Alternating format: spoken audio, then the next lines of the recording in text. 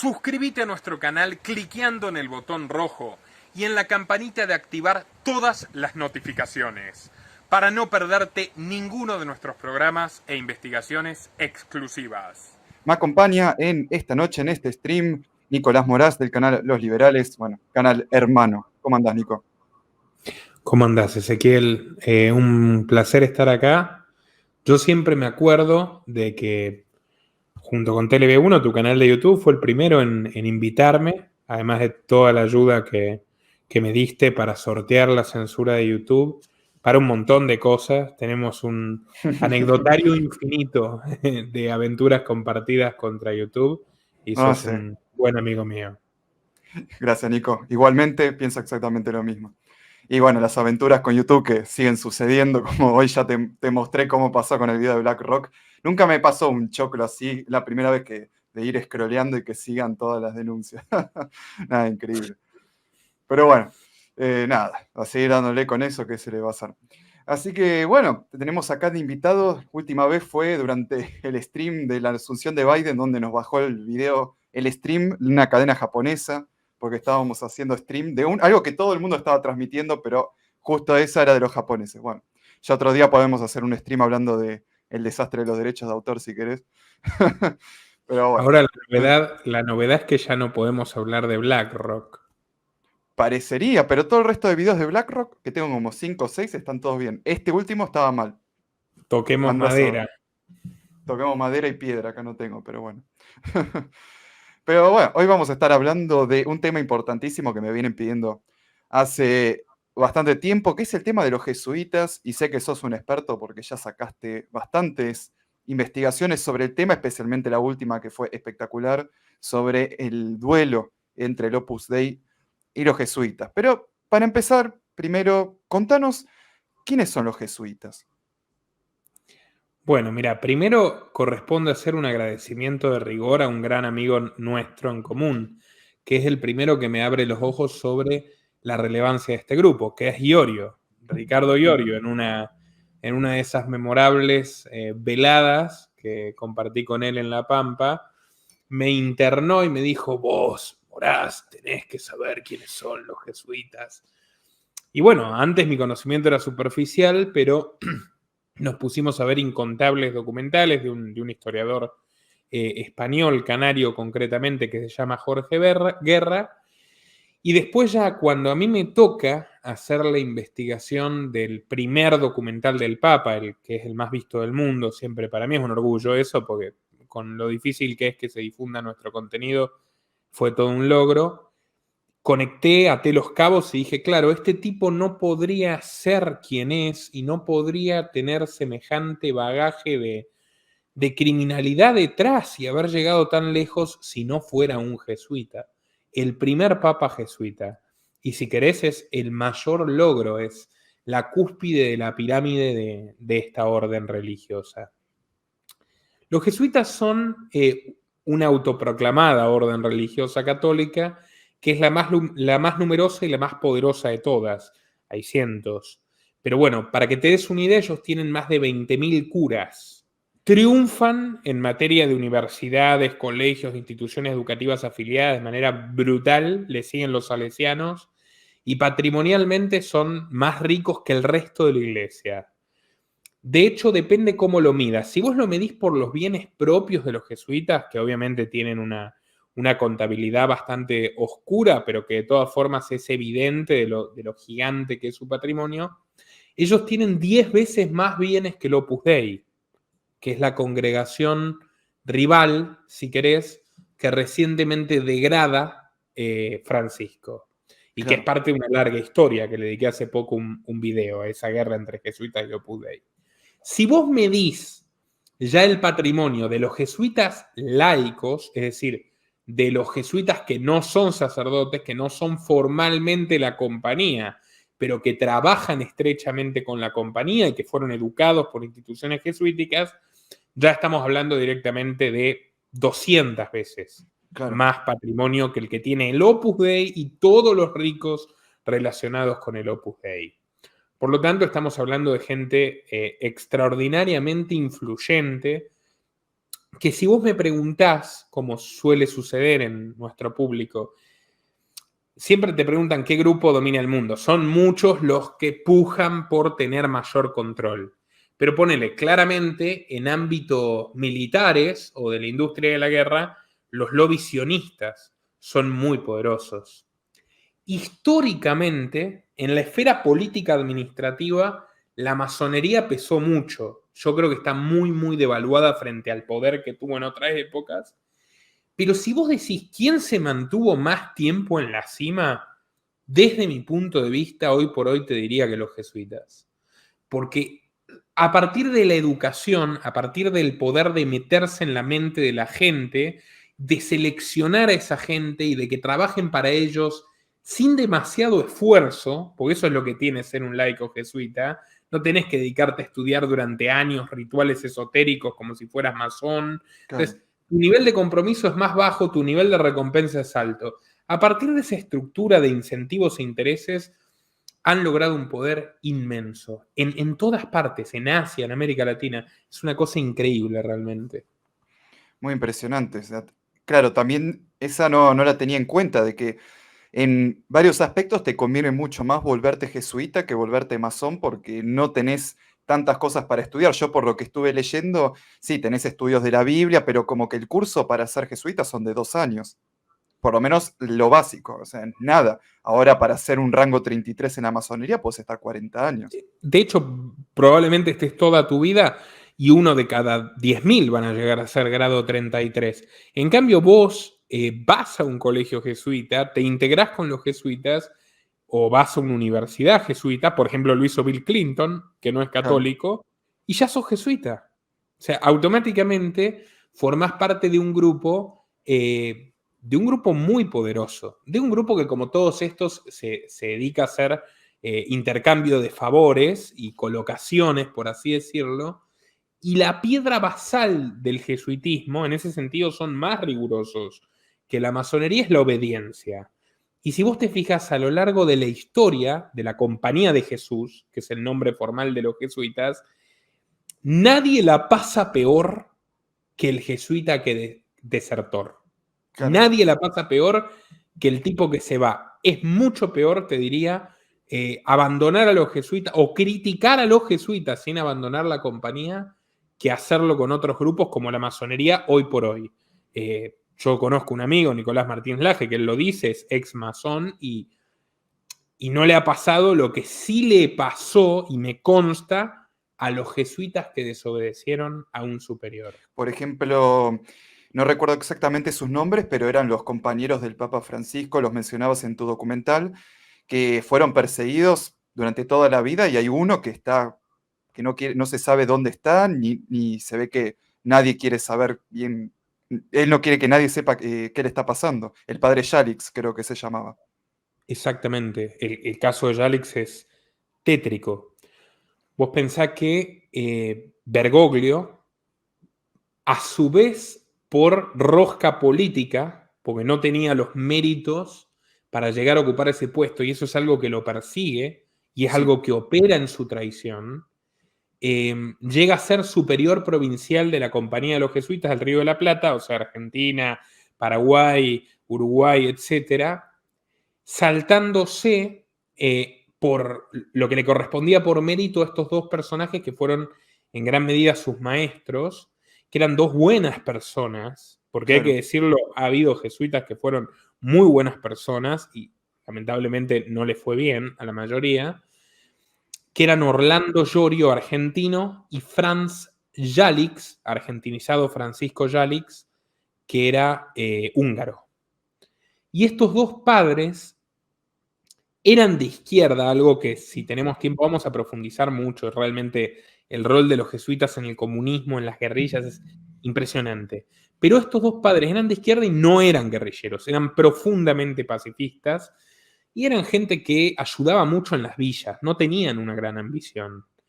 En ese momento Bergoglio, porque hay que entenderlo, los jesuitas son pendulares, si bien tienen una influencia inmensa en la izquierda hasta el día de hoy, hay jesuitas de derecha y son muy poderosos. Bergoglio hizo toda la escala camaleónica. Bergoglio en ese momento está parado con la derecha, Concretamente, con una logia, que es un caso único, que es esta logia protomasónica, la propaganda Due, P2, la logia P2, que es una logia fundada por un mussoliniano que se refugia en Argentina en los años 50, Licio Gelli, tiene muy buen vínculo con Perón a través de López Rega, y en los 70, de hecho, él lo nombra a Perón, que era miembro de la logia, López Rega, Isabelita. Hay una foto. A Macera, que es fundamental por lo que le pasa después de estos dos curas por culpa de Bergoglio, y está muy señalado Bergoglio de formar parte. ¿Por qué está señalado? Porque él les da a la Universidad del Salvador, ahí tenés una gran institución educativa jesuita de Argentina, como base de operaciones. Y además le da un doctorado honoris causa a Macera, con quien se reúne numerosas veces. ¿Qué pasa con estos dos curas, Llorio y Yalix? Bueno, para Bergoglio es como una sombra permanente. Él tiene mucho miedo de que lo saquen, porque no está ahí por mérito, y que pongan a uno de ellos. Especialmente Yalix le generaba mucho resquemor. Eran gente muy intelectual, escribía libros, y además era muy buena, muy querida por la comunidad. Más allá de que no estemos de acuerdo con su ideología. ¿Qué hace? Los entrega, lo cual está perfectamente documentado, probado antes de mi documental. Yo recojo mi documental, pero a ver, probadísimo. De hecho, todos los kirchneristas que ahora se callan eran los que mostraban esto, ¿no? Horacio Verbitsky, que muestra los documentos donde ves cómo el documento oficial de la dictadura, Bergoglio pide que no le renueven el pasaporte a Yalix, los acusa de subversivos, lo cual no era cierto. Esta es la carta que Bergoglio presenta a la dictadura militar pidiendo que le renueven el pasaporte a Yalix sin necesidad de que él vuelva a la Argentina. Este es el sello, el bonito sello de la Compañía de Jesús, el papel con membrete, Compañía de Jesús de la Argentina, y esta es la firma y el sello del padre Bergoglio, que en ese momento era superior provincial de la Compañía de Jesús. ¿Ya? Esta es la carta, la nota que el funcionario de la Cancillería, el director de culto católico de la Cancillería, que se llamaba Javier Orcoyen, escribe sobre el padre Yalix. Y dice que estos datos fueron suministrados por el propio padre Bergoglio, firmante de la nota, con especial recomendación de que no se hiciera lugar a lo que solicita. Y ahí dice que tuvieron actividad disolvente en congregaciones religiosas femeninas, conflictos de obediencia, que está acusado con el padre Llorio de contactos con guerrilleros, que desobedecieron al superior jesuita cuando les ordenó disolver la pequeña comunidad en la que vivían, que fueron expulsados, y dice que ningún obispo del Gran Buenos Aires lo quiso recibir. Y los sacerdotes Llorio y Yalix acusan a Bergoglio de que era él el que iba con los cuentos sobre ellos a los demás obispos para que no los recibieran. A ellos les decía, yo te voy a conseguir un encuadre en otro lugar para que tengas protección. Pero después iba a hablar con los obispos y les decía, no los reciban porque estos son peligrosos, tienen contactos con la guerrilla. Y esta es el memorándum interno de la Cancillería, donde el mismo funcionario recomienda no acceder a lo pedido por Bergoglio, es decir, rechazar el trámite que pedía.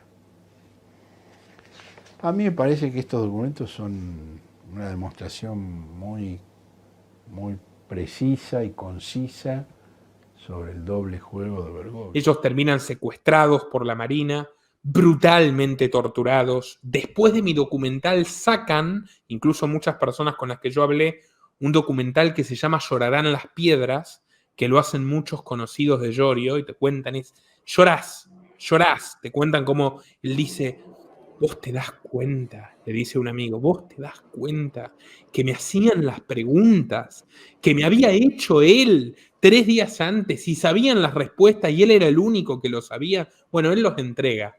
De hecho, estaría preso si no fuera papá.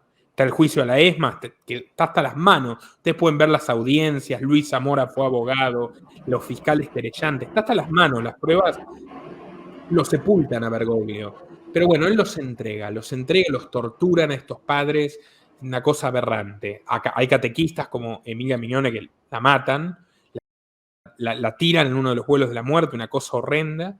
Y este tipo, fíjate, o sea, después de una década de ostracismo, justo ¿qué le pasa a Bergoglio? Cae en desgracia, no por esto, cae en desgracia porque la logia Propaganda Due se disuelve en medio de un escándalo en Italia, que es el país donde es más poderosa, por el Banco Vaticano. Escándalo terrible, el pobre Papa Juan Pablo I, ¿vamos bien ese? Voy explicando más o menos. Sí. El pobre Juan Pablo I, fíjate lo que le pasa a los que se enfrentan a los jesuitas, porque es memorable. Juan Pablo I es un tipo así también, como Giorgio Yalik, y encima no está ideologizado. Un cura de pueblo, piamontés, divertido, buena gente, que va en bicicleta a cazar a los novios y que está con todos los enfermos y todo el mundo lo quiere y nadie puede objetarle nada. No quiere ser papa, pero lo nombran papa porque hay una mayoría en la iglesia que ya está harta de los escándalos, harta de la corrupción entre los cardenales. Y el tipo asume el papado y dice, bueno, vamos a poner orden acá. Por un lado, agarra las dictaduras militares apoyadas por la iglesia y concretamente por jesuitas como Bergoglio. Él tiene una reunión con Videla y Videla sale temblando. O sea, el Papa le dice, yo a vos te excomulgo, o sea, sos un asesino. O sea, realmente un tipo muy valiente. Y le pone los puntos, de hecho. Y por el otro lado dice, acá hay que frenar el terrorismo, que es mucho más todavía el rol de los jesuitas en el terrorismo socialista. Los jesuitas crearon curas, el Ejército de Liberación Nacional de Colombia, que está activo hasta hoy. El cura español, lo creó un cura español junto con Camilo Torres, un cura colombiano que es tío del expresidente Juan Manuel Santos, que hoy trabaja en la Fundación Rockefeller. Ellos crearon el Ejército de Liberación Nacional de México, tuvieron un rol clave en los Tupamaros y crearon montoneros. O sea, el padre Mújica, que era un rival de Bergoglio dentro de la compañía, fue el confesor y fue el guía espiritual de Firmenich, de Vaca Narvaja, de Abal Medina, te lo dicen ellos. Sí. Pero bueno, ¿no es como irónico que unos tipos que se supone que son religiosos estén financiando todos estos movimientos socialistas, comunistas, que se supone que son antirreligión? Ya mismo te lo contesto. Eso pensaba Juan Pablo I. Él escribe una carta durísima, donde les dice, ustedes hablan de la obediencia, y la obediencia en la iglesia es al Papa, no a la compañía. Y ustedes se están metiendo en asunto de los laicos, los reprende de una manera feroz. Y él tenía planeado, él hace circular esta carta, porque era un tipo que sabía lo que le iba a pasar, el Papa Juan Pablo I. Era un tipo que sabía que tenía la espada de Damocles pendiendo sobre su cabeza. Y él escribe una carta muy dura, la hace circular y planea leerla en una reunión que va a tener con el superior general, con el general jesuita, llamado el Papa Negro por el poder que tiene, el jefe de la compañía a nivel global, Pedro Arrupe, un mafioso de aquellos. Bueno, iba a tener la reunión dentro de 2 días, muere. Se difunde la carta al día siguiente, muere. Muy misterioso. 33 días de papado.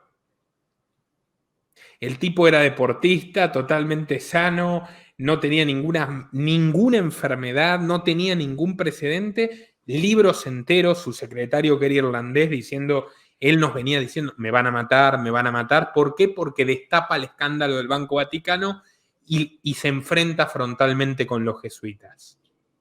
Lo matan. Y te digo acá, curas tradicionalistas, periodistas ingleses de izquierda, periodistas italianos sin ideología, todo el mundo está de acuerdo en que a Juan Pablo I se lo sacan de encima mal. Y Juan Pablo II, que no era un tipo tan santo como Juan Pablo I, era más pragmático y más político, el tipo se da cuenta, los toma con muchísimo cuidado, pero de todas formas dice, a estos tipos hay que sacarle poder porque nos devoran. Claro. Y hace muchas cosas Juan Pablo II para bajarle los humos. Fíjate una cosa, él se enfrenta con Arrupe, paraliza a la compañía, les prohíbe reunirse, pues sabe que conspiran contra él, y a él le meten un tiro.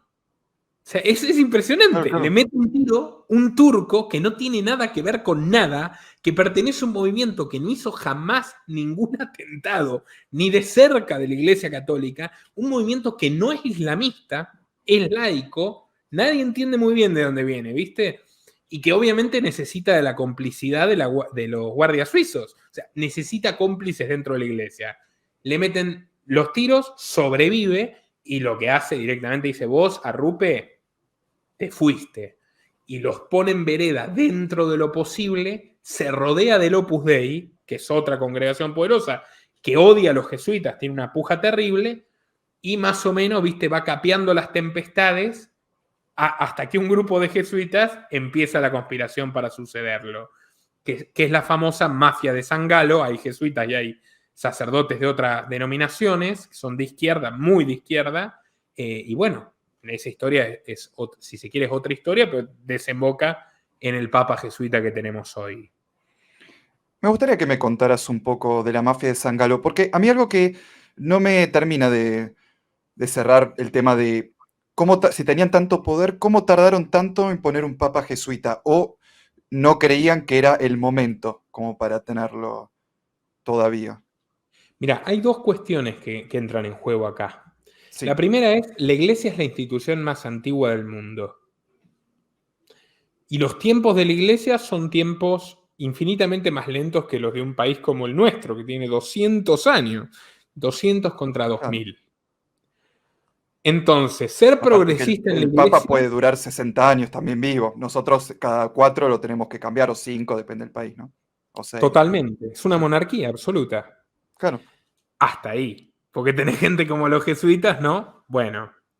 Y por otro lado, no nos olvidemos de la frase de Napoleón, que se los tuvo que fumar en pipa a los jesuitas, y los jesuitas lo terminaron aniquilando. Uno en concreto, que si querés ahora un ratito te hablamos más de este costado histórico, es muy interesante. Dale. Napoleón dice, ellos no son una orden religiosa, ellos son un ejército, que tienen un general, que fíjate que por eso el cargo es el general de los jesuitas, y que no les importa la salvación, les importa la dominación y el poder absoluto. En un rato te leo la frase, pues magnífica.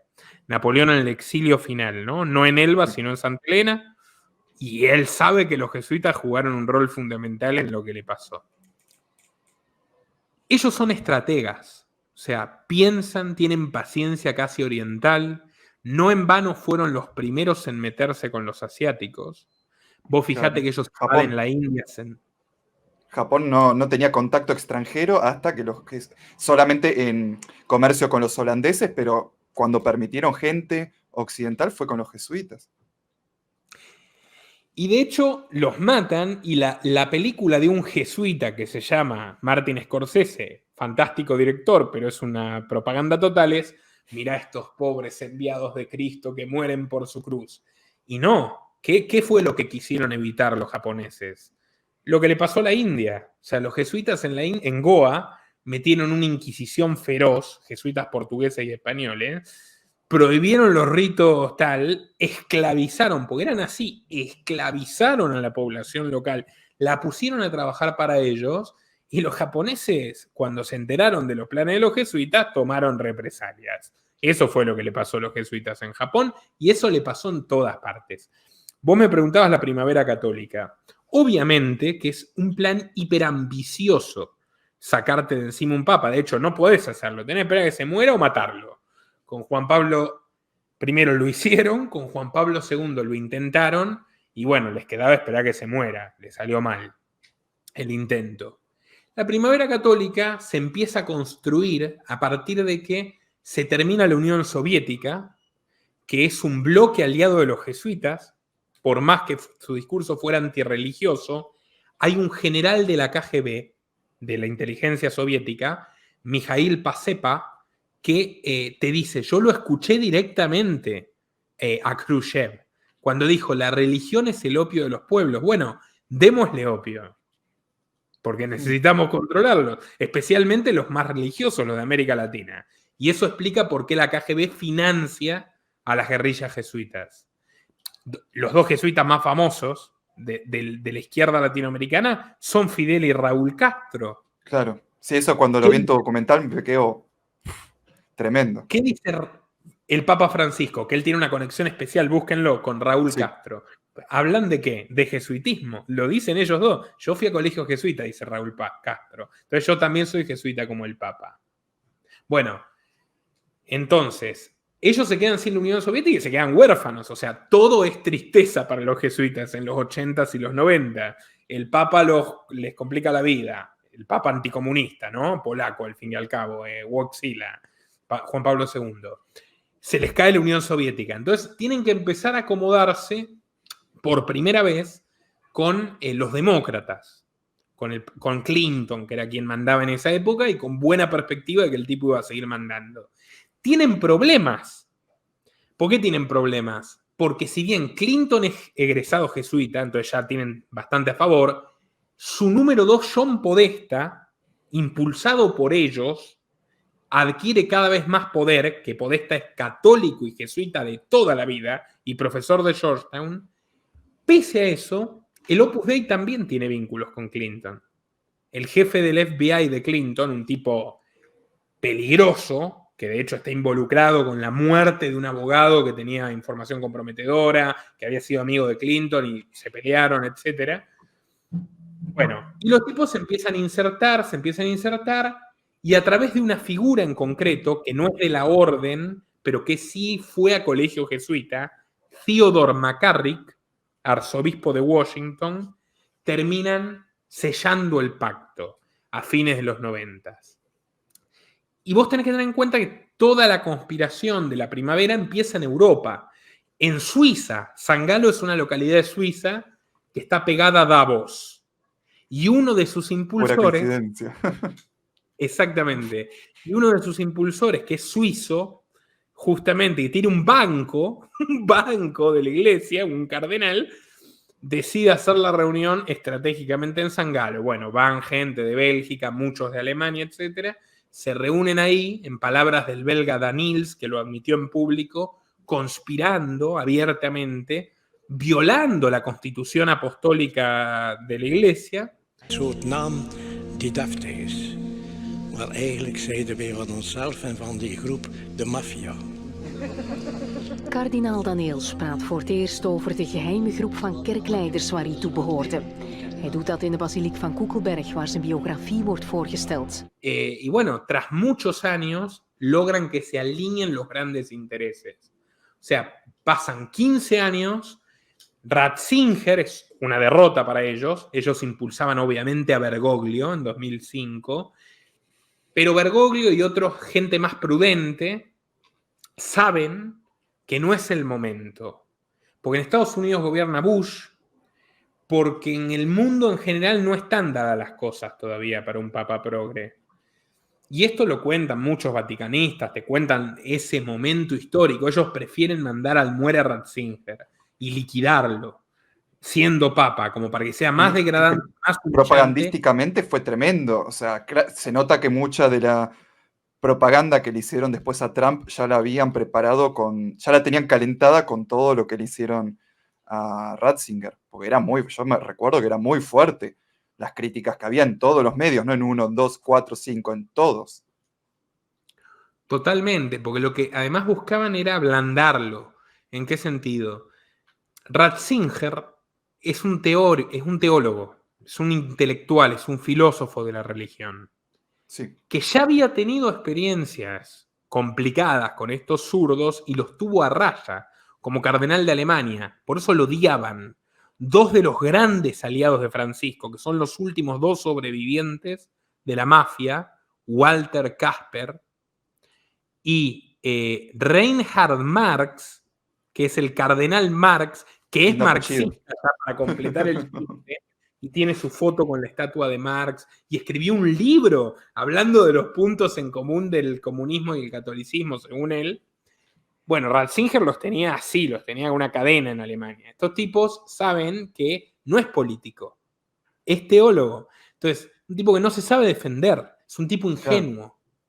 Y a él lo rodean de gente mala y logran que lo traicione gente como Tarcisio Bertone, que terminó muy mal por robarse 400.000 euros de un hospital de niños, pero bueno, que era el secretario de Estado del Vaticano, de Ratzinger. Y bueno, al mayordomo, que entrega cuadernos que ni siquiera había visto Ratzinger. Eso es lo más increíble. A diferencia de Bergoglio, que sí se sabe que está al tanto de todo y no pasa nada. Y entrega cuadernos de corruptelas y demás. Y encima, las pocas que conocía Ratzinger, estaba intentando tomar medidas, penalizar gente. Le había prohibido a McCarrick que viaje. McCarrick era un depredador sexual de seminaristas, este cura de la mafia de San Galo. Y agarran esto y lo publican y hacen ver todo como si Benedicto fuera cómplice. Benedicto no tiene nada que ver, pero lo tratan como si fuera el demonio, lo destruyen psicológicamente, el tipo ya teme por su vida, que lo dice su secretario George Gaswain cuando anuncia la renuncia. Esto no fue voluntario, dice Gaswain, y después lo tuercen a Gaswain y termina saliendo sonriente con Francisco, etc. Y bueno, pasa lo que ya sabemos. Ellos diseñan los acontecimientos de tal modo que parezca que es inevitable su victoria, que no hay otra alternativa. Por eso esperan hasta ese momento. Y así es como llega el Papa Francisco y comienza un proceso de cambios que no se ve desde el Renacimiento, un proceso de cambios muy intenso para lo que es la Iglesia Católica. En sí, por lo que venís diciendo, me hace teorizar, lo voy a aclarar, pongo teoría, de algo que a mí durante mucho tiempo no me terminaba de cerrar el porqué de que vemos que el Papa Francisco parece estar queriendo crear una nueva religión mundial, ¿viste? Que se junta con distintos imames, o como se pronuncie, gente de distintas religiones para... Rabinos. Rabinos también, claro, como formar una religión mundial. Y claro, ahí me cierra, yo me quedaba, ¿por qué el Papa querría eliminar su religión? Y ahora me doy cuenta que para él, por lo que yo teorizo, no tiene que ver con el catolicismo, no tiene que ver con el papado, tiene que ver con el poder de los jesuitas, que no importa si la nueva religión, Cris Islam, judaísmo, como le puedan llamar, si ellos siguen teniendo poder, les da lo mismo, por lo que puedo entender. Es que los jesuitas son... Ahora te voy a contar permitime ir un poco a la historia, porque esto lo retrata bien. Son súper adaptativos. Entonces, ¿qué es lo que te digo? La constelación de intereses, que no había en 2005, pero sí en 2013. En 2005, Bush está ocupado en la guerra de Irak. Bush es un presidente nefasto, pero fuerte, que acaban de reelegirlo. El mundo no está volcado a la izquierda. Latinoamérica sí, pero el mundo no. Europa tampoco. O sea, el contexto es Aznar, hasta hace un ratito estaba Aznar en España, en Italia estaba Berlusconi, en Francia estaba Chirac, o sea, gente de otro perfil, no había progresía como religión única, que es lo que empiezan a construir lentamente en los 90, pero en ese momento no estaban en su mejor momento. En el 2012 sí. En el 2012-2013 está Obama, está Hillary Clinton de secretaria de Estado, está Netflix empezando en auge, Silicon Valley, ya es otro hemisferio, ¿entendés? Otro mundo. Sí. En Europa hay varios gobiernos de izquierda, la derecha ya se ha vuelto socialdemócrata, y en América Latina entera está teñida de rojo furioso. Entonces, es el momento propicio para venderle a la élite norteamericana: tomemos el Vaticano, que es un viejo proyecto, ¿entendés? O sea, Kissinger ya entiende, claro, que la Iglesia Católica es un obstáculo para sus planes, no porque sea buena o heroica, porque, por ejemplo, defendía la vida y la reproducción. Es el famoso informe Kissinger. Sí. Entonces, tomar la Iglesia es una gran victoria para la élite eugenésica occidental. Y agarran a Podesta como asesor jefe de la presidencia. Biden, que es un católico total, su hijo, Hunter, totalmente jesuita de Georgetown, teólogo de la liberación, que estuvo a punto de irse con los sandinistas en Nicaragua, Hunter, el desastroso Hunter. Bueno, agarran un gobierno que está totalmente vinculado, está mucho más servido en bandeja para ellos que el de Bill Clinton, en un momento histórico favorable dicen, ayúdennos. Y ellos lo hacen. Claro. O sea, los medios no los motorizan solo los jesuitas, lo motorizan todos sus aliados en Estados Unidos. Y les sale muy bien la jugada. Y a partir de entonces tenés la llamada Primavera Católica, que es como la describe Podesta, Catholic Spring, en el correo de Wikileaks, que muestra Sí, Wikileaks, me acuerdo. que es toda una conjura, los ayuda una Kennedy, Kathleen Kennedy, que es una zurda feminista de la familia Kennedy, todos jesuitas. Y hacen todo el entramado, toda la financiación, todo el show mediático, ponen este tipo y a partir de ahí se convierte como en un extraordinario mediador del tablero mundial. Sella el acuerdo entre Cuba y Estados Unidos, entre Obama y Raúl Castro. Sella varias veces interlocutor con Putin, porque tiene una magnífica relación con el patriarca ruso, que también voy a dedicar un documental, el patriarca ortodoxo, que es un tipo que tiene relojes, mujeres, ultramillonario, etc. Es como que es una especie de ordenador de la Agenda 2030. De hecho, la presenta él. En 2015, la Agenda 2030 en la ONU la presenta estelarmente el Papa Francisco. Sí. En uno de mis videos puse el clip. Sí, sí. A dictarte una agenda política. Sí, sí.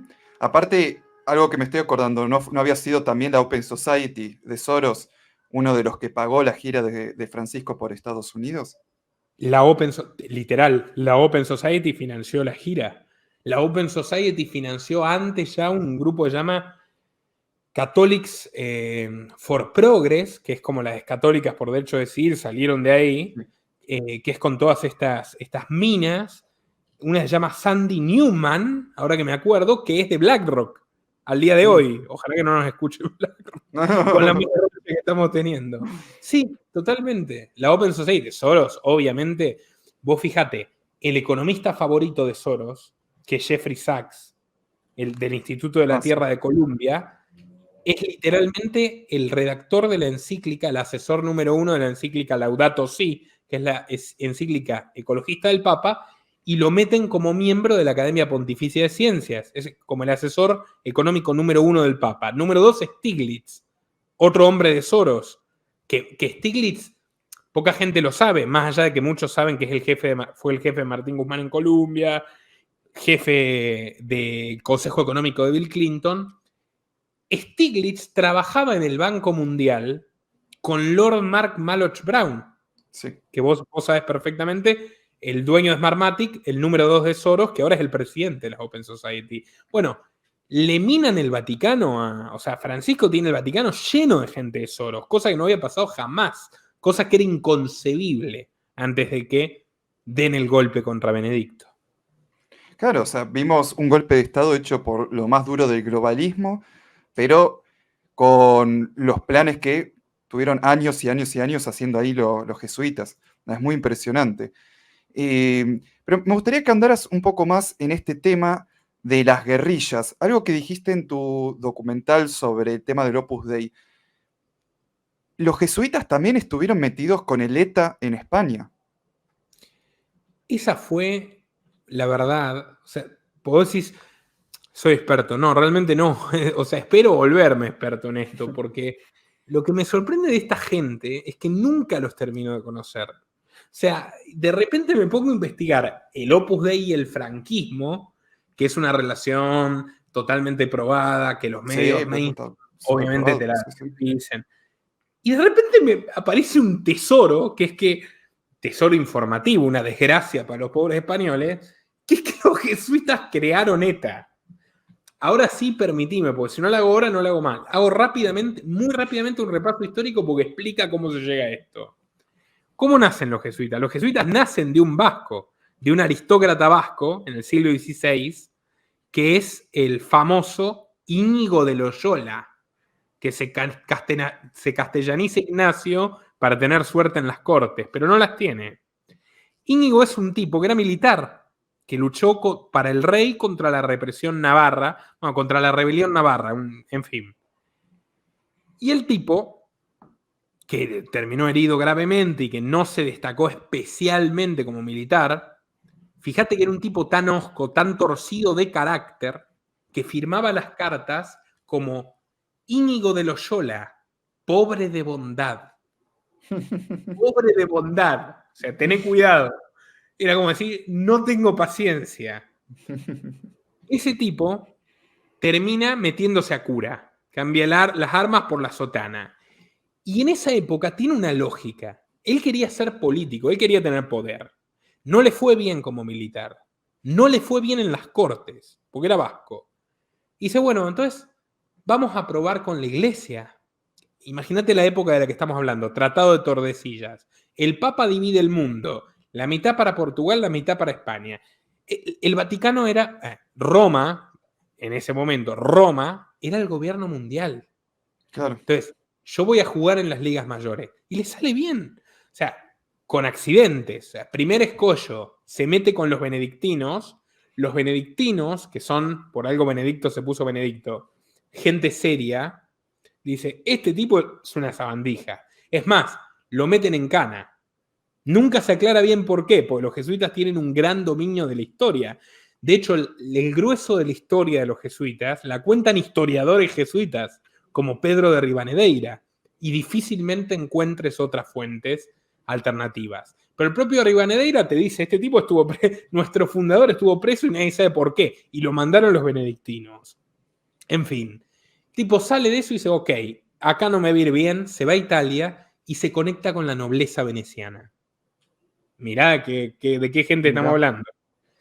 Concretamente con la familia del Papa. ¿Quién es la familia del Papa en ese momento? Una familia poderosísima, que va a estar ligada a los jesuitas hasta la actualidad. La familia Farnesio. O sea, viste los Borgia, los Medici, bueno, los Farnesio eran de estos clanes que dominaban la Italia renacentista, que era una potencia comercial, una potencia artística.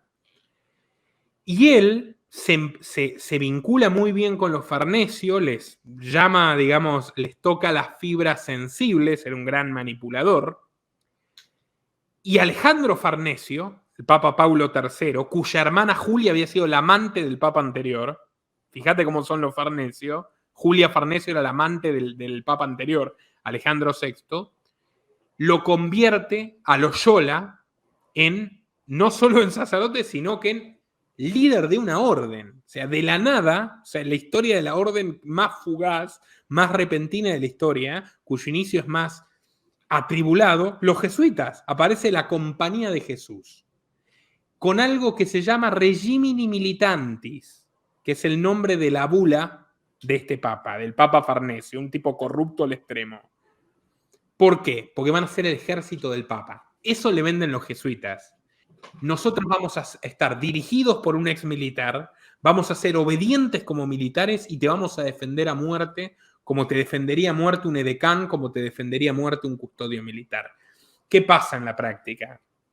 Ya desde esa génesis, los jesuitas acumulan armas, los jesuitas piden salvoconductos, los jesuitas tienen trato privilegiado para entrar y salir de todos los imperios católicos, y en muy poco tiempo van a terminar utilizando todo eso para conspirar contra los imperios, porque ellos, ya lo dijo más tarde Napoleón, buscan el poder absoluto. Entonces, ¿qué pasa? Los echan de Francia, imperios católicos, de monarcas católicos, que temblaban cuando hablaban, pero se ven obligados. Los echan de Portugal, con estos desmanes en la India, o sea, los tipos realmente les revuelven las colonias y después están como afincados como un cáncer en el Imperio Español, están en la Florida, en México, en Perú, en Brasil, en Paraguay. Ah, vos me habías mostrado el billete, uno de los billetes de Paraguay tiene un jesuita, no sé si el resto, pero el que me mostraste. Totalmente, San Roque González de Santa Cruz. ¿Qué hacen los tipos en Latinoamérica? Por ejemplo, ¿qué hacen en Paraguay concretamente con los guaraníes? Esto te muestra la maestría y la visión pionera que tienen como élite. Ellos te arman un campo de concentración, te toman a los indios de rehenes, hacen trabajar a hombres y mujeres y te lo venden como un logro, o sea, las mujeres ya no crían a los hijos, trabajan.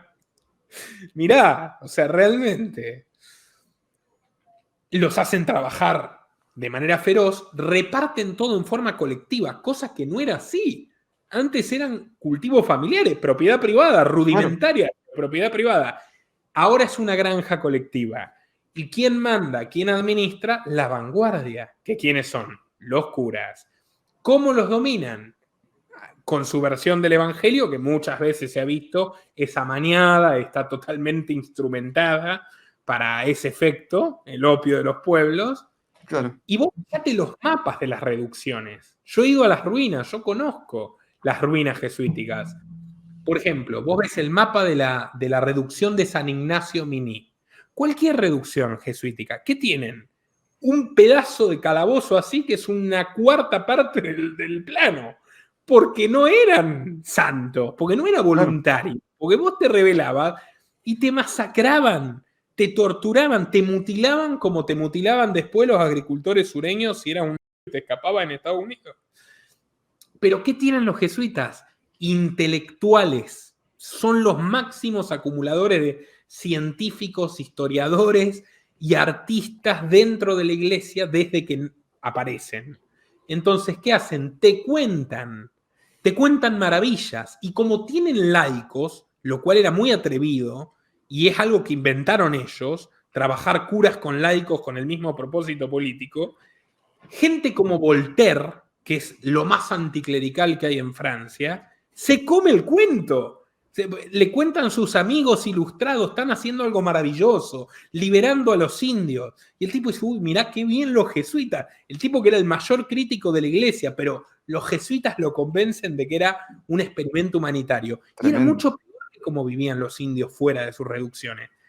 Ellos empiezan a conspirar y quieren que los indios sean guerrilleros en el siglo XVII y inician una serie de revueltas contra la corona española. O sea, ellos ya están pensando en el siglo XVII, mucho antes de la independencia, en crear un país gobernado por ellos, una teocracia socialista pionera.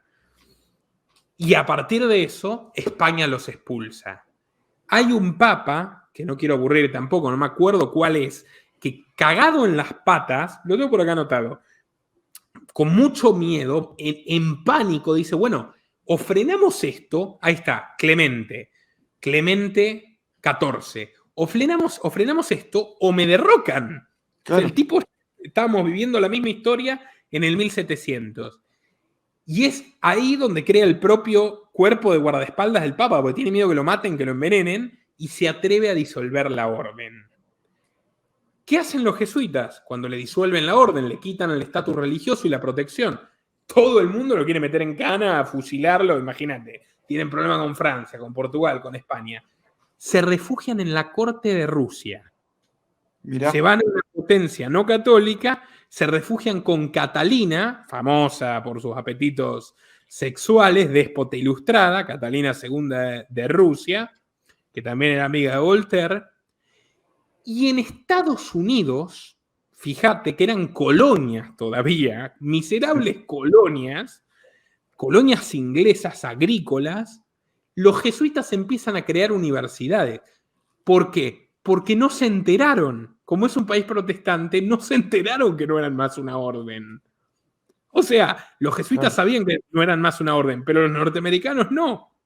Y así empiezan a crear universidades que luego van a ser claves en el futuro, como Georgetown, donde estudió y es profesor Podesta, donde estudió Bill Clinton, donde estudió el hijo de Biden, larguísimo, etc.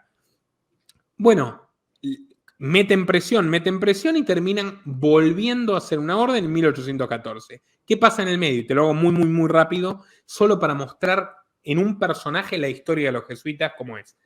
¿Por qué Napoleón los odia? ¿Por qué Napoleón dice que son lo peor que hay? Traidores, que lo único que quieren es obtener el poder absoluto. Por un jesuita en particular, que es probablemente la persona más importante de la historia de Francia. Y te apuesto que el 99% de la audiencia no lo conoce. Charles Maurice de Talleyrand. ¿Vos lo conocés? No, imagino que tendría que ver con alguna cosa de la revolución. No, la verdad que no lo conozco. No lo conocía. ¿Quién es Talleyrand?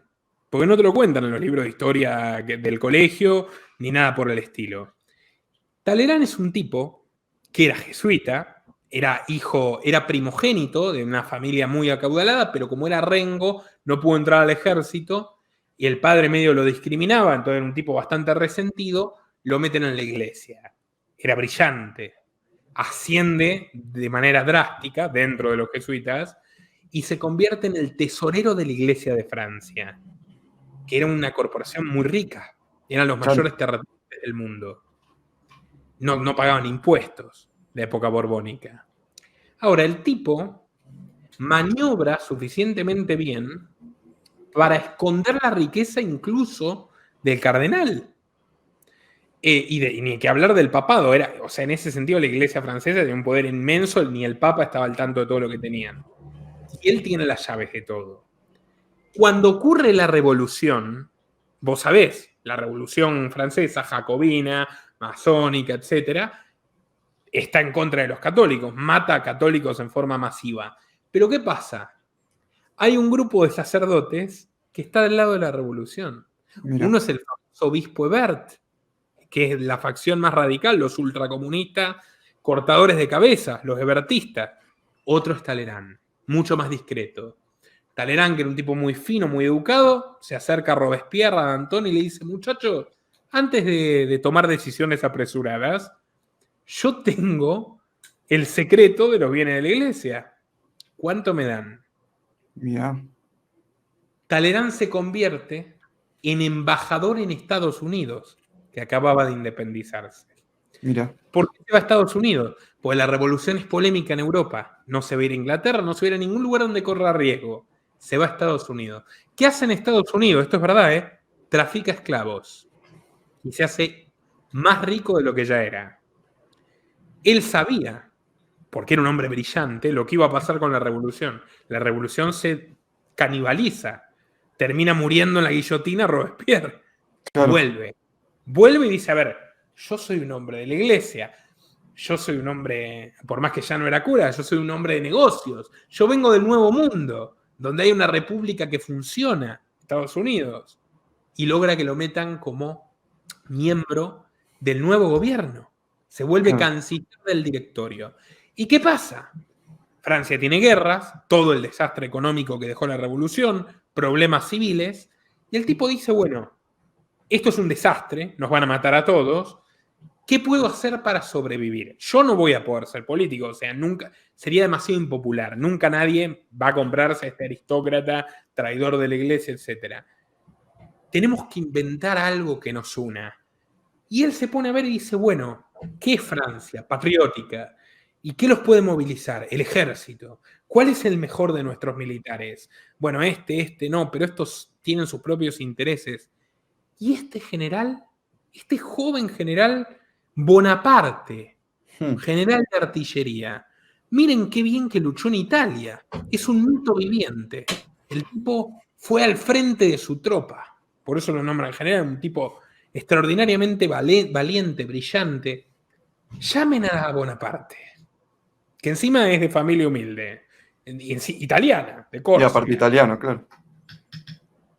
Se entrevista con Bonaparte y dice: este tipo sirve. Dice: mire, general, le voy a asignar una misión, pues se da cuenta de que es mesiánico, por lo tanto dice: este tipo yo lo puedo controlar, lo cual al principio le funciona. Dice: yo le voy a encargar una misión que va a cambiar la historia. Y lo manda a Egipto. ¿Por qué lo manda a Egipto, Talleyrand? Porque nadie va a defender Egipto. Porque es un país miserable. Porque era un mal negocio incluso, pero no era riesgoso, no podía salir mal. De hecho, salen mal algunas cosas, tienen malaria, la mitad de los oficiales cagan muriendo por malaria, pero ¿qué logra Talleyrand, que era un tipo cultísimo? Manda a Napoleón a buscar algo que él ya sabía que iba a encontrar, que son todas las ruinas, las pirámides, todos los sarcófagos, los hallazgos arqueológicos egipcios. Como es jesuita, ¿con quién lo manda? Con todos los arqueólogos jesuitas, historiadores jesuitas y todos los periodistas. Acababan de nacer los periódicos en la Revolución, para que cuenten esto como una inmensa operación mediática. Entonces, te vende a Napoleón y a Egipto la expedición, que es un fracaso económico, un fracaso en todo sentido, vuelven con menos hombres, quebrados, tal, pero te lo vende como Francia fuera la lumbrera, la cumbre, la cúspide del progreso cultural y de Occidente. Los franceses se vuelven locos, claman a Napoleón, lo alzan en hombros y el tipo dice, bueno, listo. Agarra a los 3 viejos del directorio, que estaban uno más gaga que el otro, que se odiaban entre sí. Como Biden, Bueno, sí. se acabó la joda. ¿Quieren terminar en muertos, en el calabozo? ¿No? Listo. Nómbrenlo cónsul. Mira. Y ahí surge Napoleón Bonaparte. ¿Quién es el canciller de Napoleón? Obviamente Talleyrand. Y de hecho empiezan las guerras napoleónicas, que son de una maestría militar asombrosa, tal vez solo superada por Federico el Grande de Prusia en la Edad Moderna, que de hecho Napoleón le va a llevar flores a su tumba y el edecán le pregunta por qué, y Napoleón le dice, porque si este hombre estuviera vivo, nosotros nunca habríamos llegado aquí. Pero bueno, y Talleyrand dice, listo, ya está, somos nosotros. Ahora, ¿qué pasa? Napoleón, como era mesiánico, se empieza a ver chispas, digamos, empieza a chispotear el valero en criollo, empieza a creer el personaje y ya empieza a hacer cosas jugadas. Una es secuestrar al Papa. Claro. Para proclamarse emperador. ¿Te acordás que se lleva al Papa? Lo secuestran y se lo llevan para que el Papa lo corone emperador, al tipo que es de una familia de la baja nobleza de Córcega, ni siquiera francés. Y Talleyrand dice, esto nos va a traer problemas, vamos a terminar mal otra vez, obviamente cada vez más rico, cada vez más poderoso. Y él se termina aliando con un antiguo enemigo que lo odiaba a Talleyrand, que se llama Joseph Fouché, tipo de origen humilde, que había sido el comisario político de los jacobinos. Y a él no lo matan cuando cuando caen los jacobinos y el terror blanco, por la información. Era el servicio de inteligencia. Decían, Fouché tiene un oído atrás de cada puerta de París. Entonces, como también era un tipo sucio, masón, en vez de jesuita, odiaba a Talleyrand, pero no se hacían daño o eran muy poderosos. Se alían en una traición a Napoleón, Talleyrand, que era el canciller, y Fouché, que era el jefe de la policía, el ministro del Interior, se alían contra él. Se alían contra él y trabajan con los ingleses. Entonces, ellos tienen mucho que ver con la pérdida, con la desestabilización interna, por la cual Napoleón empieza a caer frente a la Santa Alianza. Y ahí es cuando lo mandan a Elba. ¿Te acordás? Lo agarran a Napoleón, los ingleses para humillarlo lo mandan a Elba con 10 tipos y Napoleón termina, ¿viste? Entonces, ¿quién va a ser el que reinstaure la monarquía? Talleyrand. Lo ponen a Talleyrand a reinstaurar la monarquía. En el interín pasa este episodio que creo que es uno de los más bellos de la historia. Yo era un fanático de esto cuando era chico, que es que Napoleón vuelve. Napoleón vuelve por poco que en canoa, en un barquito. Le manda, Talleyrand dice, mándenle al ejército, liquídenlo, ¿viste? Y le mandan generales, le mandan una enorme cantidad de tropas.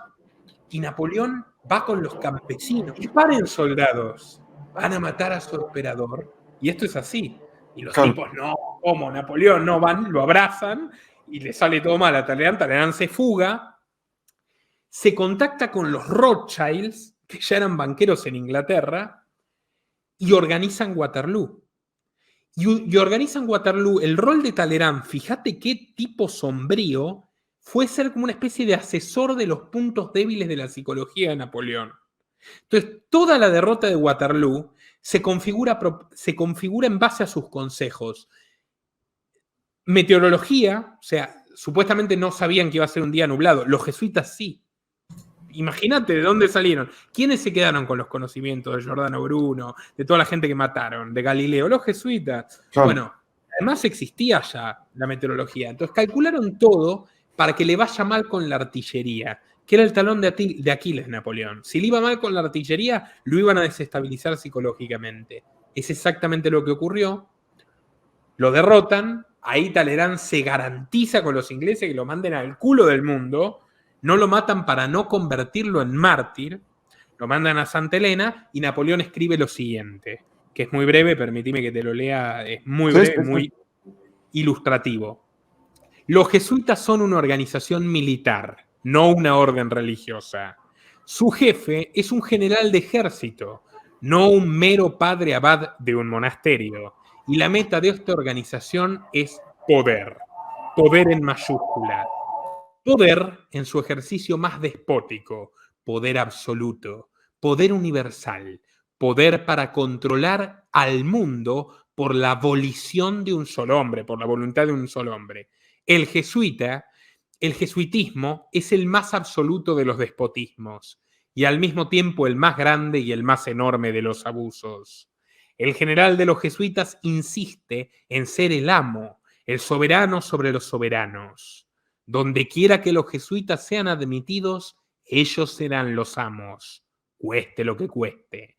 La sociedad de ellos es por naturaleza dictatorial, por lo tanto, es el irreconciliable enemigo de toda autoridad que le haga competencia. Todo acto, todo crimen, por más atroz, es un trabajo meritorio si es cometido por los intereses de la sociedad de los jesuitas o por orden de su general. Así Tremendo. llegamos a... Tremendo. Ahora aparte me empiezan a cerrar un montón, o sea, de la historia de Waterloo lo conocía por el tema de los Rothschild, el tema de que tenían rutas de comunicación secretas y ahora me termina de cerrar de dónde salían esas rutas de comunicación secretas.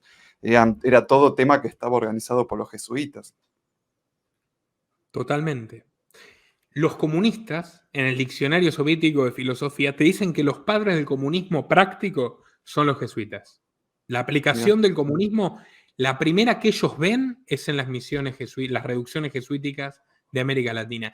Y fíjate qué manipulación fabulosa de la historia que hacen, que logran que los comunistas los traten bien y los nacionalistas católicos también. Tienen un montón de historiadores como Furlong, el padre Furlong, que en la derecha católica, ¿no? Argentina y latinoamericana, dicen lo mismo, que los comunistas, que son supuestamente sus enemigos. Entonces los tipos, y Voltaire, que era liberal. O sea, engañan a todo el mundo. Es una cosa magnífica. Está hasta en las memorias de León de Grel, que era fascista belga, que también dice, nosotros nos inspiramos en, y que también estuvo con los jesuitas durante su juventud, dice, nosotros nos inspiramos en la orden jesuita para tener... ¿cómo se llama? Himmler también, nos basamos en los jesuitas para cómo nos manejamos nosotros como orden. O sea, es como que inspiraron todos los tipos. Himmler es el de las Sí. SS, ¿no? Sí, sí, sí. Himmler tenía una biblioteca llena de libros de los jesuitas, Claro. y él dice, nosotros tomamos, y ojo, que incluso había jesuitas de izquierda y los nazis los persiguieron, pero los de derecha no. Y dice, nosotros nos inspiramos, lo pueden buscar, admiro a la Compañía de Jesús. Creamos las SS a imagen y semejanza de la Compañía de Jesús, porque son el mejor ejemplo de obediencia absoluta y disciplina. Es lo que necesitamos. Claro, Literal. claro. Había un jesuita muy importante en el Vaticano que de hecho apoya a Mussolini. Todo un caso es, porque después ahora te dicen, no, el Opus Dei es malo. El Opus Dei tiene varias cosas malas y tiene sus cosas buenas y ya está. Pero los jesuitas te dicen los Opus Dei nazi. Y los que estaban en realidad ahí eran ellos, ¿viste? Y a partir del comunismo, del estalinismo en concreto, o sea, a partir de la Segunda Guerra Mundial, ellos cobran una importancia importantísima en América Latina. Siempre la tuvieron. Con los yanquis la tenían. ¿En qué sentido la tenían con los yanquis? Ellos tienen universidades en Estados Unidos, ellos están involucrados en la creación de la Fed. Yo no sé si vos sabías que los jesuitas eran accionistas de una mega compañía. Son los dueños de la Graceline. Son los dueños todavía. Una compañía naviera. Entonces, muchos han acusado, periodistas, etcétera, han acusado a los jesuitas de hundir el Titanic. Porque en el Titanic iban banqueros competidores de JP Morgan, el viejo JP Morgan, que estaban en contra de la creación de la Fed, de la Reserva Federal. Bueno, esto es una anécdota. O sea, yo no encontré pruebas, pero sí encontré multitud de fuentes que te dicen los jesuitas tuvieron algo que ver con el hundimiento del Titanic para crear la Fed. Eso no hay pruebas. ¿De qué sí hay pruebas? ¿Te suena United Fruit Company? Sí, por supuesto. Era un monopolio de bananas mundial de los yanquis, despiadado, que tenía trabajadores esclavos, hacía golpes de Estado por toda Centroamérica, eran los dueños de los gobiernos, y su mayor logro fue lograr que corruptos nicaragüenses, hondureños, etcétera, y cubanos le roben las tierras a los campesinos, es decir, roben la propiedad privada de sus legítimos dueños, porque no tenían títulos y eran pobres y no se podían defender, y se la den a ellos, que pasaban a esclavizarlos. Nefasta. ¿Quién la llegó a dirigir? A la United en sus tiempos más, en su época de oro, en los 50. Sproul Braden. Sproul Braden, que era el embajador de Estados Unidos en Argentina, en la época de Perón, ¿te acordás?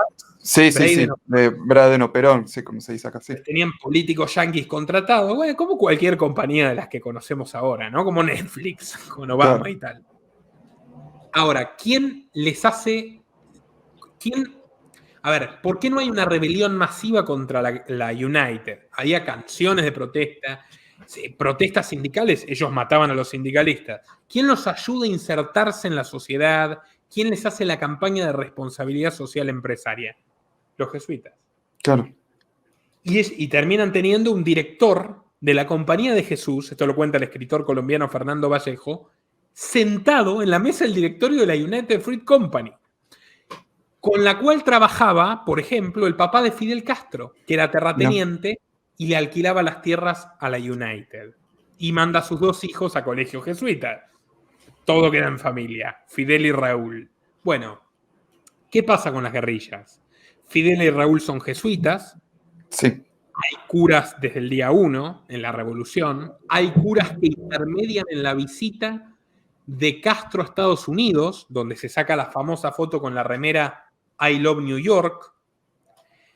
Intermedian con sus reuniones con Rockefeller, que de hecho va a ser el único tipo que logra sacar sus capitales antes de las expropiaciones masivas. La Standard Oil tenía 2 plantas en Cuba de extracción de petróleo, va a ser financista de Castro, etc. Los jesuitas están totalmente metidos en el corazón de la revolución cubana. Y fíjate que ellos tienen que ver con la crisis de los misiles, no te digo son los causantes, ni mucho menos, pero Kennedy, que es católico, el primer presidente católico de Estados Unidos, tiene que negociar con los rusos. Y parte del equipo que lo asesora son sacerdotes jesuitas de Washington. Mira. En el nombre de la paz, todo. Claro, por supuesto. Bueno, los tipos empiezan a relacionarse de una forma espectacular con los soviéticos a partir del Concilio Vaticano II. Porque ¿qué es lo que ellos miran? Sabiamente. Imagínate, si no te conté la historia final, Talleyrand después termina siendo primer ministro cuando echan a Napoleón. Primer ministro de los Borbones que volvieron. Mira. Es fabuloso. Bueno, imagínate la mirada de Talleyrand en el siglo XX. ¿Qué es lo que vería? Diría, bueno, acá están los comunistas y los yanquis. Están los soviéticos y Washington. Tenemos que tener gente en los 2 bandos. Así piensa un jesuita. Claro. Entonces dice, bueno, en Estados Unidos tenemos la United, tenemos la Singer. Los jesuitas son los dueños de estas máquinas de tejer que regalaba Evita, mundialmente famosas, las máquinas Singer. Tenemos navieras, estamos muy bien. Universidades, Georgetown. Ahora, con los rusos, y algo tenemos que hacer.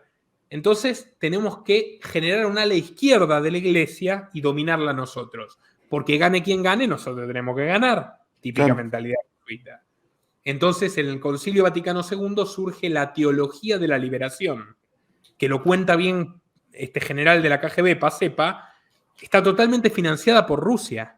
Y es la idea de, bueno, Cristo y los pobres, Cristo hubiera sido guerrillero, la paz es para los proletarios, pero los burgueses son el diablo, y etcétera. Los excluidos, los oprimidos, agarran todo ese discurso pobrista, que en gran medida es real, bueno, vamos a ser justos, pero lo exageran, lo mezclan con el marxismo, que era totalmente ateo, pero hacen un pastiche totalmente contradictorio, pero se vuelve popular. O sea, ¿por qué les sirve a los rusos?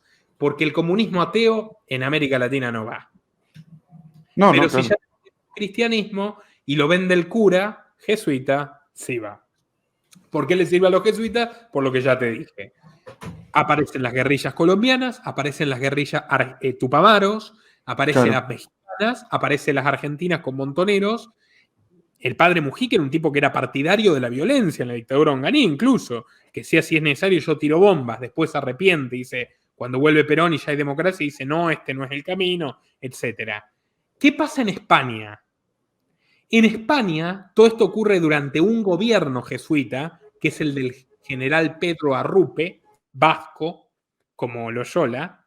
En España, en la época de Franco, vos tenés al Opus Dei, que son sus grandes rivales, los jesuitas los odian visceralmente, pues el Opus Dei logra hacer plata, el Opus Dei no condena la plata, el Opus Dei es como los rivales perfectos, son los jesuitas de derecha para ellos, los jesuitas de derecha que les va bien y no son jesuitas.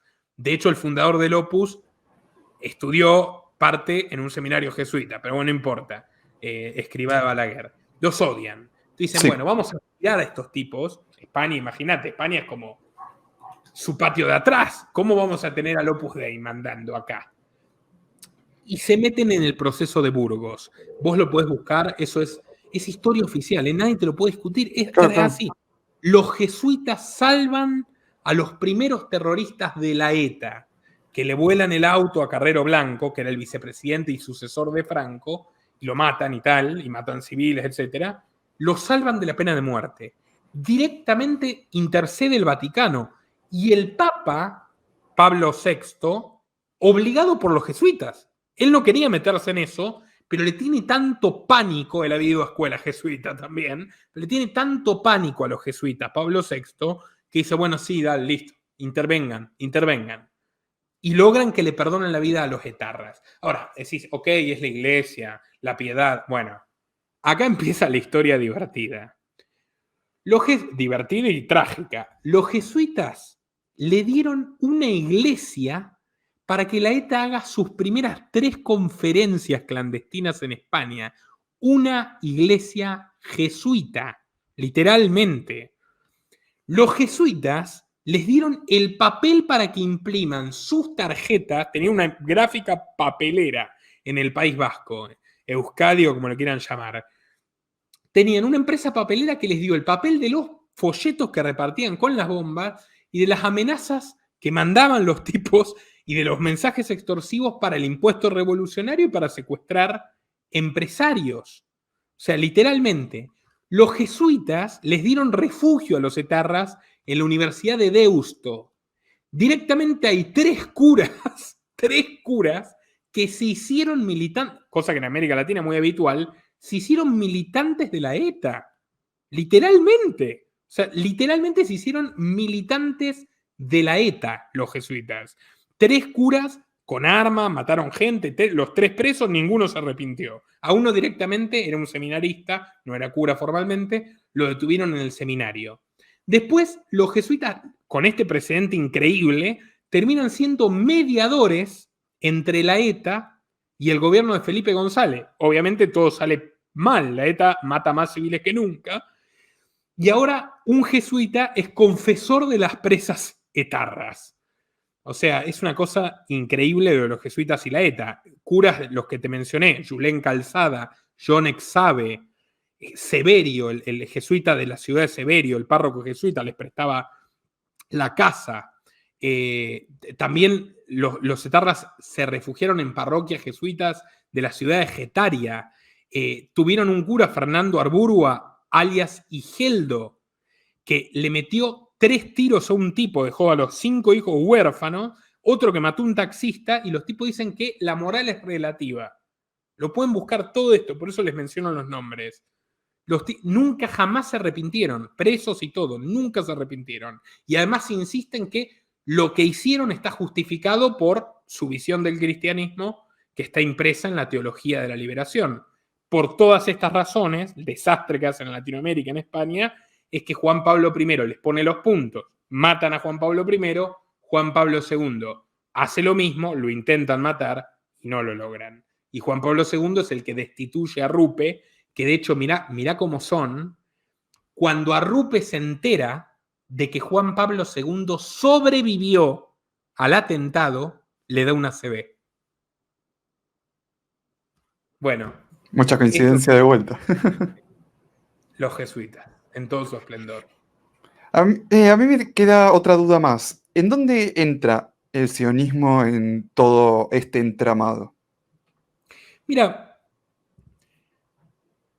los jesuitas tienen una... Perdón la redundancia, los jesuitas. Por cierto, ahora el Papa puso a Juan Antonio Guerrero, de su orden, al frente del Banco Vaticano. O sea, le costó la vida a Juan Pablo I por el Banco Vaticano, sigue ahí. Secuestraron a un primer ministro, también envuelto los jesuitas italianos, lo matan, la logia Pedue, el pobre primer ministro, todo el escándalo del Banco Vaticano, y el Banco Vaticano sigue ahí y comandado por un jesuita. Una cosa maravillosa.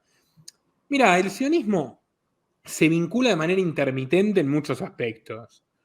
Desde la época de Talleyrand, los jesuitas se vinculan con los Rothschilds, Claro. se vinculan con los banqueros de todo el mundo. O sea, ya antes empezaron con los Farnesio, todo tipo eran banqueros italianos del Renacimiento. Y con la colonización de Israel vos tenés, por ejemplo, la colonización de Palestina, pobre palestino, perdón.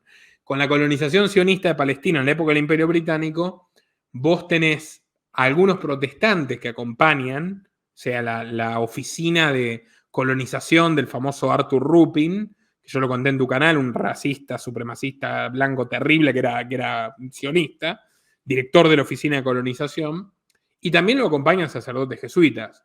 Muchos judíos conversos al catolicismo fueron de la Compañía de Jesús, se hicieron jesuitas. Un ejemplo, que es un tipo bueno, que también lo echaron a patadas, se llama Iván Illich. Es un tipo que se hace sacerdote, que es un gran erudito en materia de educación, un hombre muy generoso, era párroco en Nueva York, tenía muy buena relación con la comunidad irlandesa, la italiana, los puertorriqueños, pacificaba las riñas en los barrios. Y al tipo lo terminan ascendiendo porque es un bocho y un genio en materia educativa y de salud también, muy estudioso, y lo quieren meter los jesuitas, fíjate cómo funcionan, a controlar la educación en Puerto Rico. Están en una mesa del gobierno yanqui, quieren diagramar un ministerio de educación para Puerto Rico, la colonia, y ¿a quién van a llamar? A los jesuitas, ¿a quién más? Y Illich se mete ahí, está un tiempo y dice, esto es un asco, esto no tiene nada que ver con lo que yo quiero, renuncia a la mesa. ¿Qué hacen los jesuitas? Lo expulsan de la compañía. El tipo dice, pero yo no hice nada malo, tengo mi derecho a renunciar, lo estoy haciendo por mi conciencia. Lo echan de la iglesia.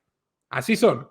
Bueno, y el tipo termina escribiendo unos libros fabulosos sobre por qué la educación va en contra del sistema de adoctrinamiento y del sistema escolar, la sociedad es escolarizada, y por qué la salud, mirá que jugado, muchos conocimientos prohibidos para el común de los mortales, por qué la salud va en contra del sistema hospitalario que está para enfermarte, según él, lo llama iatrogenia.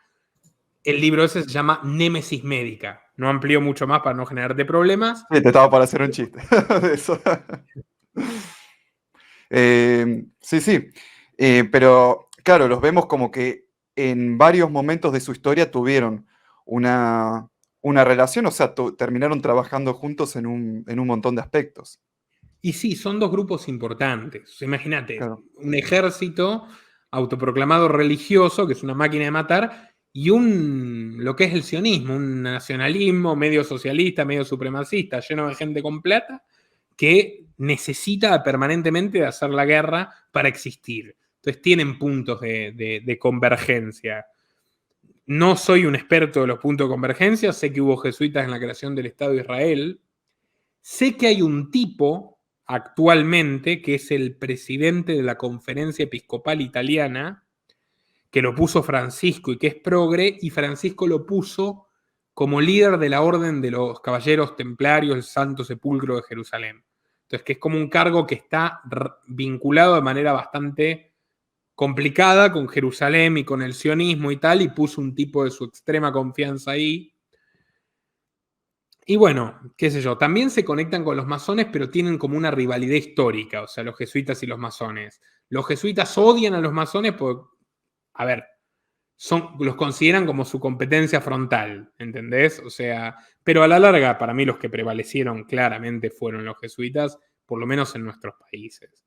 Los masones están, los masones existen y tal, pero fíjate que ahora ya te muestran la logia en la tele, han caído muchísimo, para estar en ese nivel ya de dar entrevistas, hacer propaganda, ¿viste? Eso era impensable para la masonería en sus tiempos de gloria, donde realmente armaban guerras, ponían y sacaban reyes y presidentes. Ahora es como un gran club social de estudiantes de esoterismo que se hacen favores y escalan, pero entra cualquier boludo. Es la verdad, ¿entendés? Cualquier boludo manda un mail y se hace masón. Los jesuitas son otra cosa, te diría, por lo menos los que escalan. Tienen un mecanismo muy, muy bien diseñado, muy potente. De todo lo que me contás hay una cosa que me resulta como muy irónica. Ya sé que suelo tirarle palos a los hispanistas y todo, pero ellos suelen, vos sé que vos también lo has hecho, pero que dicen, bueno, los ingleses, obviamente aclaro, no estoy defendiendo al imperio inglés, pero para nada, pero dice, los ingleses caían a los distintos países y lo primero que te construían es un banco. En cambio, el imperio español lo primero que construía era una escuela. Claro, pero estas escuelas eran las escuelas de los jesuitas, o sea, no era una escuela para promover la hispanidad del imperio español, ni la corona española, era para promover todas las ideas de los jesuitas. Totalmente. Mira, lo que yo rescato, totalmente.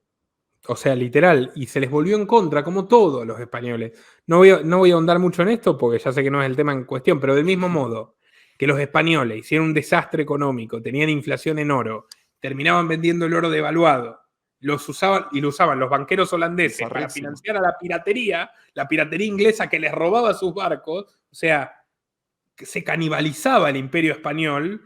Lo mismo pasaba con los jesuitas. O sea, le encargaban la educación, los jesuitas le formaban rebeldes y guerrilleros. Eso es una constante. Si querés ver una interacción de masones y jesuitas, es la independencia. Independencia en nuestros países, tenés masones raros, pues son como la PDUE, no es una logia formalmente asociada ni al Gran Oriente, ni a la Libres de Iguales y Aceptados de Escocia, ni a la francesa. La logia Lautaro, protomasónica, y también tenés sacerdotes jesuitas en todas partes. Hubo en Nicaragua, que estoy por lanzar un documental, hubo un cura que fue un héroe independentista. En México hubo gente vinculada a Miguel de Hidalgo también.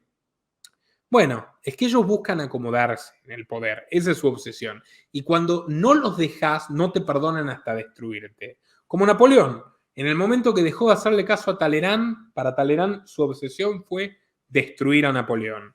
El Imperio Español es lo mismo. Desde el momento en que los expulsan, su objetivo pasa a ser destruir al Imperio Español. A través de Catalina, los jesuitas contactan con Francisco de Miranda, que era amigo de Catalina, que para mí fue un gran tipo. Bolívar lo traicionó, terminó en un calabozo, un buen hombre realmente Miranda, con excelentes intenciones, y termina muy mal. Pero los jesuitas lo utilizan o intentan utilizarlo también para garantizarse su poder en el nuevo mundo independiente de Hispanoamérica.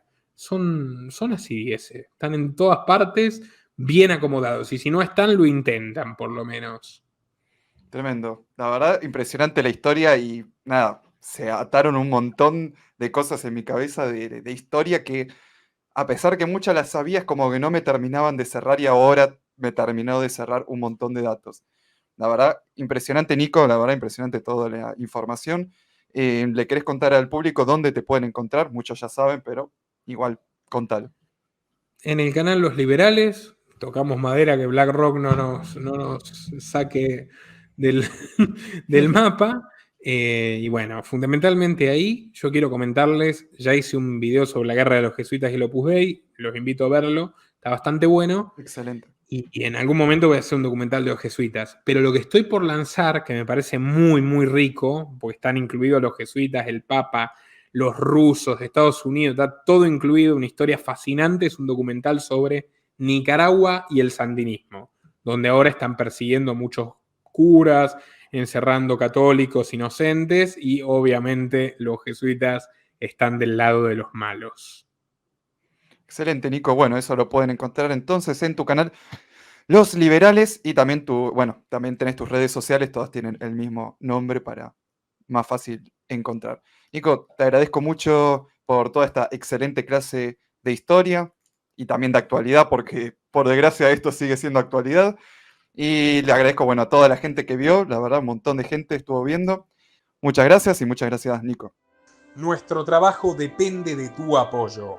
Para que siga siendo posible, realiza tu donativo desde tan solo $2 por mes a través de Patreon, en los links que están en la descripción, o en el comentario destacado. También podés hacerlo a través de la opción Unirte de YouTube, y si estás en Argentina, con el medio de tu preferencia a través de Mercado Pago.